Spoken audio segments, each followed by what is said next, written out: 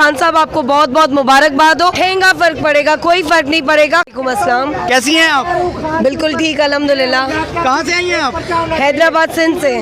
अच्छा, मुझे ये बताइए, खान साहब पे मुकदमात की भरमार कर दी गई, इसके बारे में क्या कहेंगे आप? देखिए, जो सच्चा बंदा है पूरी दुनिया उसकी गवाह है। अब इनको कुछ मिल तो नहीं रहा, तो कभी ये घड़ी, कभी ये कुछ, कभी ये कुछ, एवं ही के मुकदमात कर रहे हैं। और खान साहब आपको बहुत बहुत मुबारकबाद हो।